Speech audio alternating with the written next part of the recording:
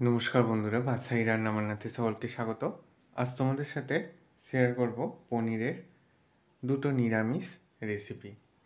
প্রথম যে রেসিপিটা শেয়ার করব তার জন্য পনিরের টুকরোগুলোকে প্রথমে হালকা করে ভেজে নিতে হবে। দেখো, হালকা ভেজে নিয়েছি।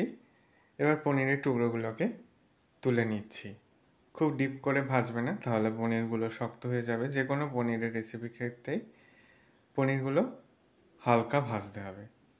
এবার ওই তেলের মধ্যেই জিরে, কাঁচা লঙ্কা, ক্যাপসিকামের টুকরো, টমেটোর টুকরো দিয়ে 2 থেকে 3 মিনিট নেড়ে চেড়ে ভেজে নিচ্ছি। এরপর দিয়ে দিচ্ছি অল্প একটু আদার পেস্ট, কাজু বাদাম দিয়ে দিলাম, আর দিয়ে দিলাম 4 মগজ। এবার এটাকে একসাথে মিনিট 2 মতো রান্না করে নেওয়ার পর গ্যাসের ফ্লেম অফ করে দিয়ে এটাকে ঠান্ডা করে নিয়ে সম্পূর্ণ, তারপর মিক্সার জারের মধ্যে নিয়ে এটাকে ব্লেন্ড করে নিতে হবে। এরপর ওভেনে কড়াই বসিয়ে 1 চামচ বাটার দিয়ে দিয়েছি। বাটারটা গলে গেলে দিয়ে দিলাম হলুদ গুঁড়ো, এবার দিয়ে দিচ্ছি কাশ্মীরি লঙ্কা গুঁড়ো।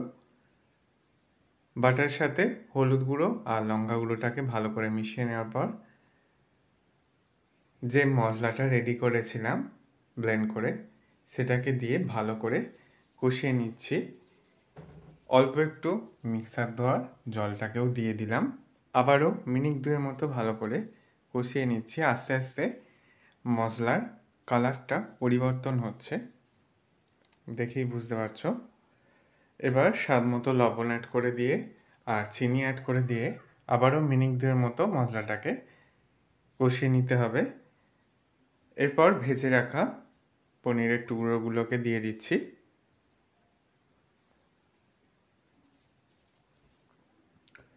মশলাটাকে পনিরের সাথে ভালো করে কষিয়ে নেওয়ার পর ঈষৎ উষ্ণ জল দিয়ে এটাকে 5-6 মিনিট রান্না করে নিতে হবে।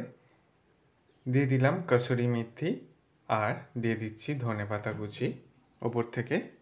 এইভাবে এটাকে আমি 5 থেকে 6 মিনিট রান্না তো করে নিয়েছি। তৈরি হয়ে গেছে নিরামিষ পনির বাটার মশলার রেসিপি। এবার তোমাদের সাথে পনিরের দ্বিতীয় যে রেসিপিটা শেয়ার করব, তার জন্য পনিরের টুকরো করে কেটে নিয়েছি পনিরটাকে।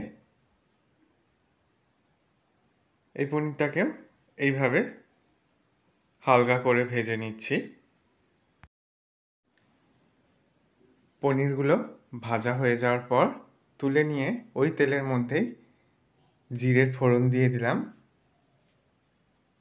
দিয়ে দিচ্ছি কাঁচা লঙ্কা কুচি, অল্প একটু ধনেপাতা কুচি,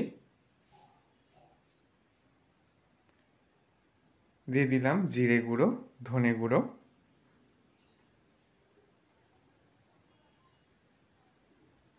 দিয়ে দিচ্ছি লঙ্কা গুঁড়ো,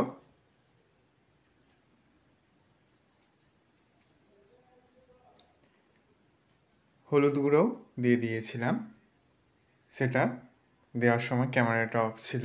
এরপর দিয়ে দিলাম টমেটো পেস্ট, দিয়ে দিচ্ছি একটু চাট মশলা,